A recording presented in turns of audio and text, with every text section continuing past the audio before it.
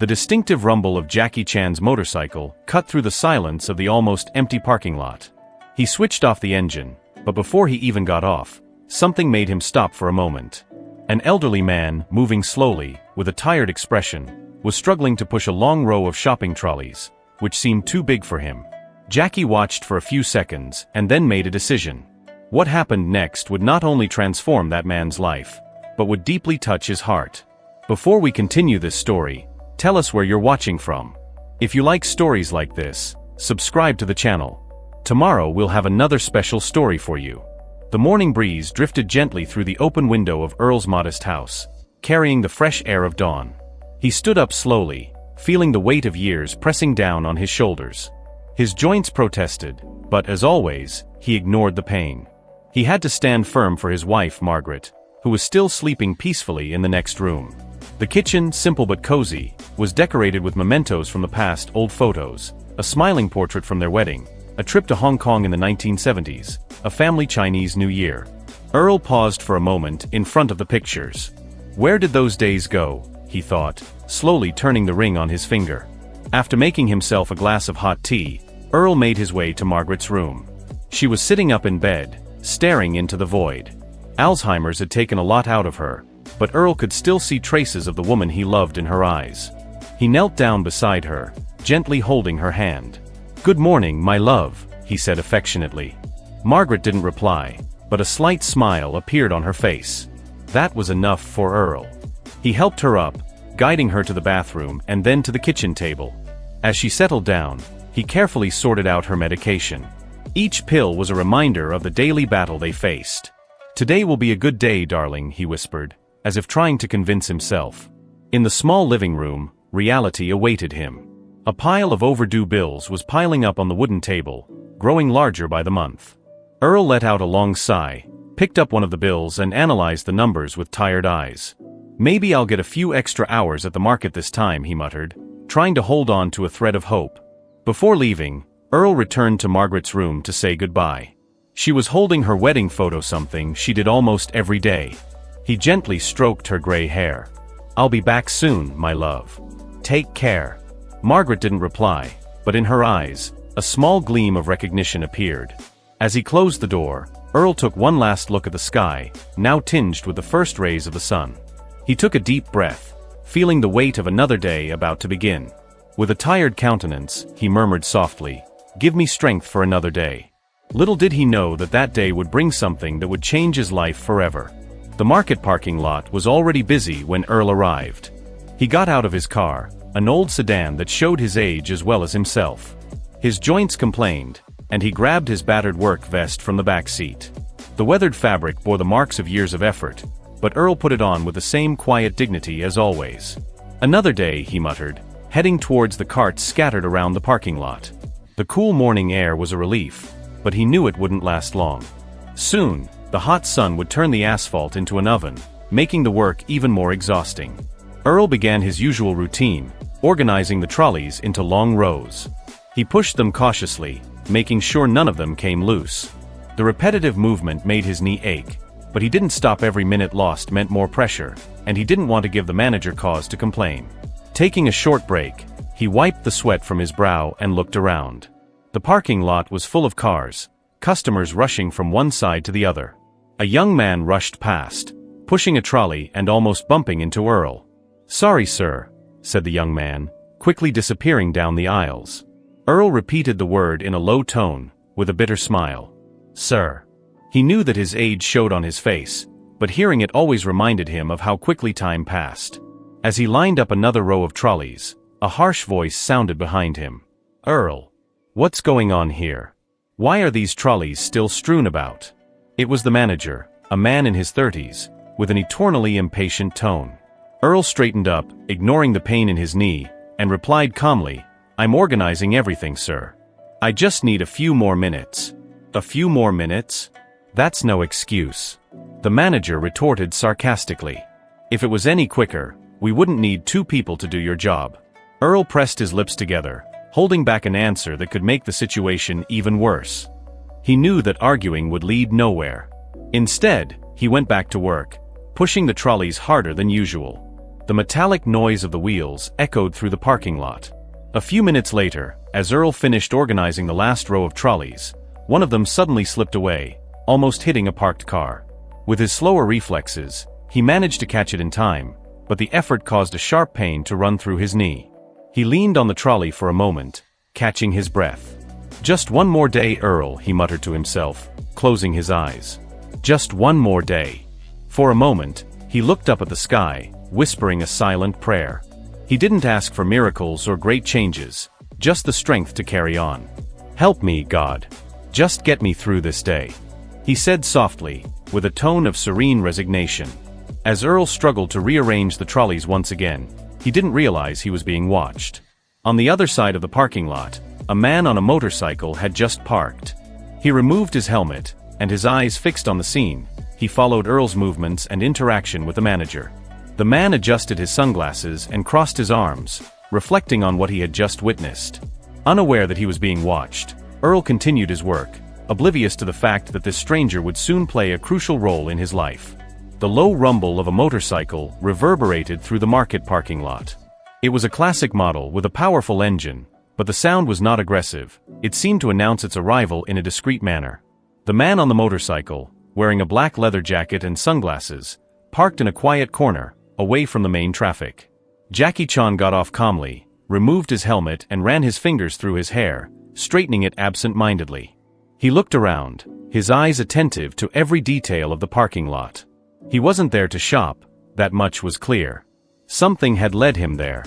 It was then that he saw Earl, bent over a row of trolleys, struggling to line them up. Jackie noticed the visible fatigue in the old man's movements, the way he paused every few moments, holding his knee as if in constant pain. He also noticed the manager, now relaxed in conversation with another employee, totally oblivious to Earl's efforts. Jackie frowned. Something inside him urged him to act. Without making a sound, Jackie approached Earl. When he was close enough, he spoke in a calm but firm tone. "Do you need a hand with that?" Earl, taken aback, looked up and saw the man standing in front of him. He looked familiar, but Earl couldn't immediately identify him. No, sir. Don't worry, I'll take care of it," he said, forcing a tired smile. Jackie stepped forward, staring at the disorganized row of carts. "I insist," she replied, with a slight smile on her face. Before Earl could object, Jackie was already helping to push the trolleys into place. "Look, I appreciate it, but this is my job," said Earl, trying to regain control of the situation. Jackie paused, looked at Earl and replied calmly, "Sometimes even the strongest people need a helping hand. Don't worry, I just want to offer mine." Earl hesitated, but something in Jackie's sincere tone made him feel comfortable. He sighed deeply and said, "Well, if you really want to help, start with those over there." He pointed to another messy row of trolleys. Jackie nodded, as if accepting a mission, and then set to work. While they were organizing the trolleys, Jackie struck up a conversation. "How long have you been doing this job?" she asked, with genuine curiosity. "A few years now," replied Earl. "Ever since my wife became ill. I had to find a job to make ends meet. It's not easy, but it's what I've got." Jackie listened intently as they worked. He didn't interrupt, but his empathetic gaze said it all. Earl, perhaps feeling at ease in Jackie's quiet presence, opened up even more. He talked about his wife Margaret, the happy times they had together, and how Alzheimer's had turned their lives upside down. Jackie asked questions, but never invasively. It was as if he really wanted to understand the weight Earl was carrying. After lining up a large number of trolleys, Jackie made a suggestion. "Let's get something to drink." "On me." Earl hesitated, but gave in to thirst and tiredness. Together, they walked to a small cafe inside the market, where Jackie bought 2 hot teas. They sat on a bench outside, watching the hustle and bustle of the parking lot. "Have you thought about retiring?" Jackie Chan asked casually. Earl let out a bitter laugh. "Retire? With what money?" he replied, shaking his head. "I sold almost everything I had to pay for Margaret's treatment. What's left barely covers the bills." Jackie lowered her gaze to the glass of hot tea in her hands, reflecting in silence for a moment. "You've done so much for her. That's admirable." Earl shrugged. "That's what any husband would do. When you love someone, no matter what happens, you keep fighting." That phrase stuck in Jackie's mind. He knew Earl wasn't looking for pity or recognition. It was just the naked truth of a man living for the love of his life. Jackie finished his tea and looked at Earl, visibly moved. He couldn't explain it, but he felt he had to do something for this man. It was as if fate had crossed their paths for a greater reason. "You're a strong man, Earl. Stronger than most people I know." Earl smiled slightly. "I don't know if it's strength. Maybe it's just stubbornness." Jackie let out a soft laugh, but his gaze remained serious. He had already made up his mind, although he hadn't revealed it yet. Everything Earl had shared made Jackie pause and reflect deeply on everything he thought he knew about sacrifice and resilience. As he watched Earl return to work, Jackie was sure of one thing: he needed to act. Something big. He just didn't know how Earl would react when he found out. After they had finished their tea, Jackie suggested that they return to the parking lot to continue organizing the trolleys. However, there was something in his tone that made it clear that he wanted to prolong the conversation. Earl sensed this, but chose not to interrupt what seemed to be genuine curiosity. As they pushed another row of trolleys, Jackie asked in a relaxed manner, "You mentioned your wife. How is she now?" Earl took a deep breath before answering, "Margaret. She's strong, you know? Stronger than me. But Alzheimer's, it doesn't give you much room to breathe. Some days are good, others not so much. Today was neutral, I guess." Jackie paused briefly before asking, "What about the treatment? You said you sold a lot of things. How are you managing to keep that up?" Earl stopped for a moment, leaning on one of the trolleys. He looked at the horizon, as if seeking the strength to answer. "I sold the house we built together. It was our home, full of memories. But I needed to pay for her first therapy sessions and her medication. Then it was the furniture, the car, almost everything. I kept only what was essential for her." Jackie remained silent, absorbing every word. Earl continued, sensing that there was finally someone willing to listen. "The job here at the market doesn't pay much, but it's enough to get by. The problem is the medicines. They're expensive, and I can't afford not to buy them." Jackie nodded thoughtfully. Her voice was low, but full of concern. "And you? How do you look after yourself?" Earl smiled tiredly. "There's not much time, or money for that. But it doesn't matter. What matters is that she has everything she needs." Jackie remained silent, his hands firmly gripping the trolley in front of him. He seemed to be processing everything he had just heard. Finally, he said, "Have you thought about asking for help? Friends, family?" Earl shook his head. "Most people already have their own battles to fight. I can't expect them to carry mine too. And to be honest, I think pride gets in the way. I've always been the type to believe that you have to solve your own problems." Jackie smiled, but there was a trace of sadness in her eyes. "You're not the only one who feels that way. Many people feel the same way. But sometimes, accepting help is the bravest act we can take." After a moment's silence, Jackie put a hand on Earl's shoulder. The gesture was quick but deeply meaningful. "Earl, you're an admirable man. And even if you don't believe it now, the world needs people like you. You deserve a little relief." Earl didn't know what to say. There was something about Jackie's sincerity that disarmed him, but at the same time brought him a strange comfort. "I've made up my mind, Jackie," said Earl, trying to bring the matter to a close. "Margaret is my priority.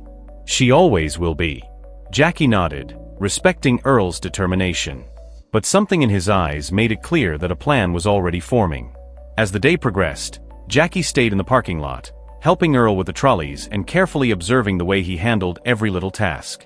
He saw how Earl ignored physical pain, how he endured the manager's criticism without losing his temper, and despite everything, how he maintained his quiet dignity. When Earl's shift was finally over, Jackie shook his hand firmly. "I hope we meet again, Earl." Earl smiled slightly. "If you keep dropping by, we definitely will." Jackie laughed. "You can count on it." As Earl drove away, carrying the weight of the day on his shoulders, Jackie stayed in the parking lot for a few more minutes.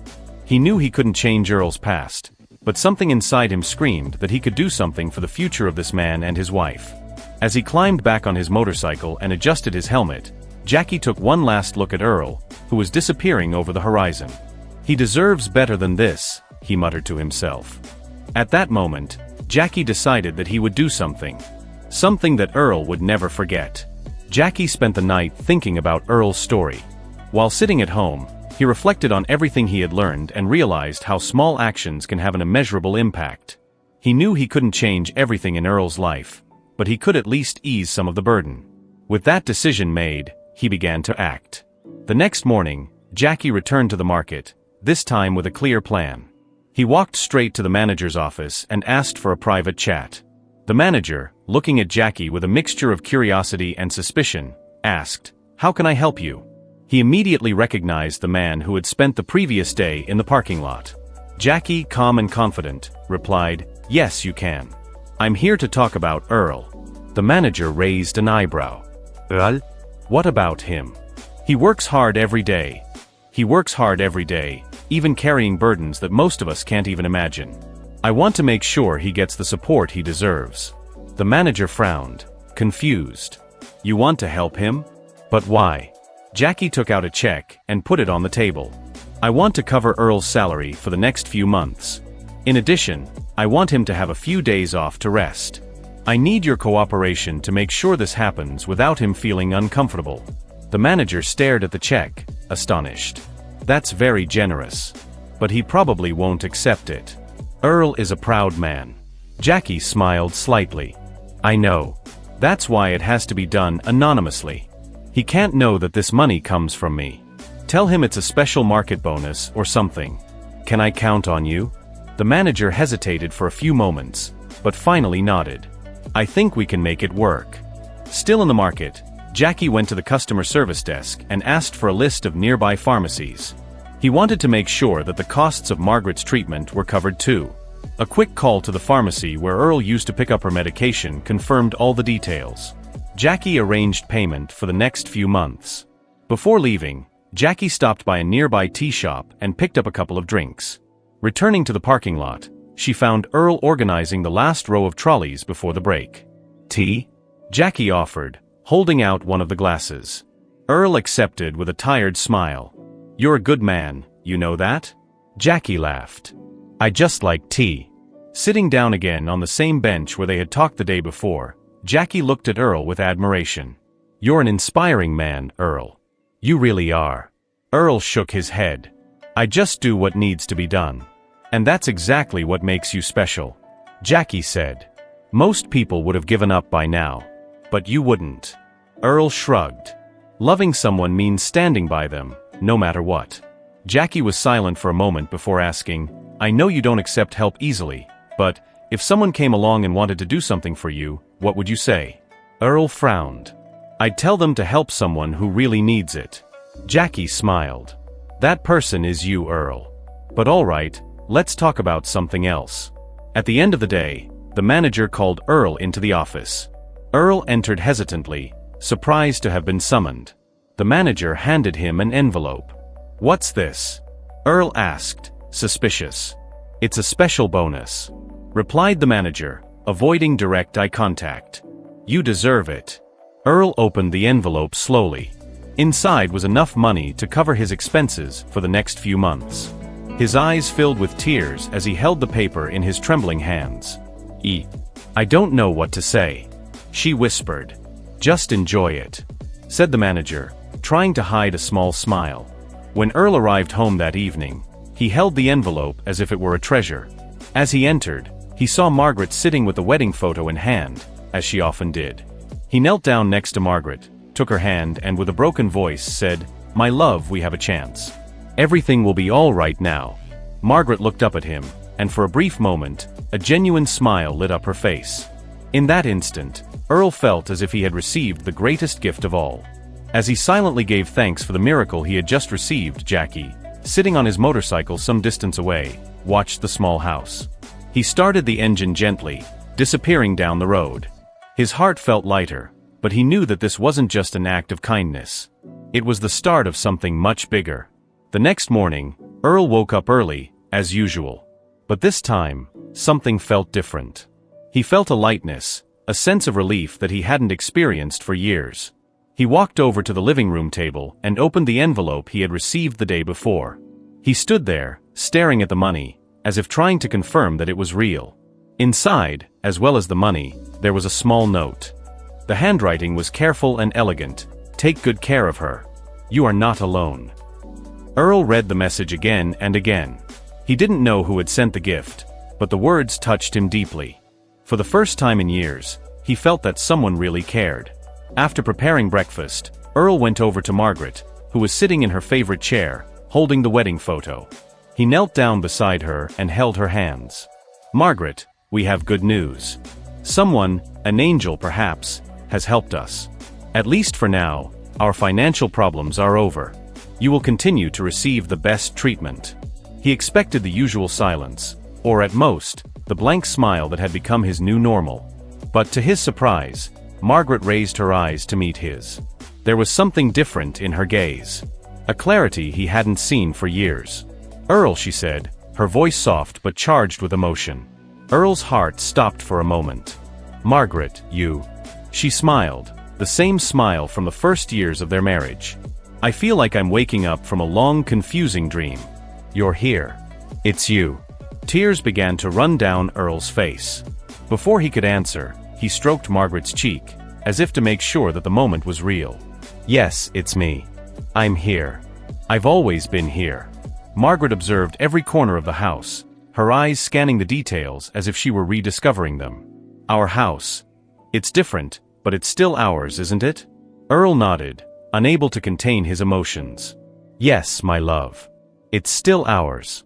Margaret reached out, touching the wedding photo resting on her lap. "I remember this," she whispered. "Our day. It was so beautiful. It was the happiest day of my life." Earl smiled with emotion. "Mine too." She looked at him, and for a brief moment, a special sparkle returned to her eyes. "Today could be another day like this, Earl," she said, with a tone of nostalgia. "Will you dance with me?" Earl was speechless, but quickly stood up, holding out his hand to her. Margaret, still moving slowly, took his hand and stood up. He led her to the center of the room, beginning to sing softly the song that had been played on their wedding day. Margaret smiled, letting herself be carried away by the moment. His steps were simple, slow, but full of meaning. For a few minutes, the world around them disappeared, and they were back in the ballroom, dancing as if time had never passed. "I missed you," whispered Margaret. Earl held her carefully, afraid that the moment would slip out of his hands. "I never stopped being here, my love." The day seemed magical. Margaret remained lucid, talking to Earl about old memories, laughing and even helping in the kitchen, as she used to do. They shared stories, reminisced about happy times, and Earl felt he had received the greatest gift of all. In the evening, Margaret was resting in her chair when she looked at Earl and said softly, "Thank you for never giving up on me. I love you." Earl held her hand, squeezing it affectionately. "I love you, Margaret. Always." Meanwhile, Jackie was already on her motorcycle, heading for another destination. But his mind was still with Earl and Margaret. He knew that his actions had made a difference, but he also recognized that the real impact came from the love and resilience that Earl demonstrated every day. Jackie stopped on a deserted road, removed his helmet, and looked at the horizon. A slight smile appeared on her face as she thought, sometimes the smallest gestures have the biggest impact. He didn't need recognition. For him, true kindness seeks nothing in return. Over the next few days, Margaret's clarity began to fade again, like a flame that slowly burns out. But for Earl, that day remained engraved in his heart like a treasure, an unforgettable miracle. Whenever challenges arose, he remembered dancing with Margaret, the sparkle in her eye, the smile he loved so much. Earl continued his routine, but now with renewed strength. He knew that, even in the most difficult times, love and kindness would always overcome any adversity. That evening, at sunset, Earl sat on the balcony next to Margaret, holding her hand. He looked up at the sky and whispered gratefully, "Thank you, whoever you are. You saved more than our lives. You gave us hope." Far away, Jackie Chan accelerated his motorcycle, the wind rushing past his face. He didn't need to look back to know that he had done the right thing. Because sometimes it is in silence that the greatest acts of kindness leave their deepest marks. That was the moving story of Earl and Margaret, and the transformative impact of Jackie Chan's kindness on their lives. But now I want to know, what did you think of this story? Do you believe that a simple act of generosity can change someone's life forever? Leave your opinion in the comments. And if this story has touched your heart, don't keep it to yourself. Share it with someone who needs to hear this message of hope and love. Oh, and of course, subscribe to the channel for more inspiring stories that show how empathy and compassion can transform the world. Want to continue being moved? Click on one of the videos appearing on your screen now and immerse yourself in another incredible story that will warm your heart. See you in the next video.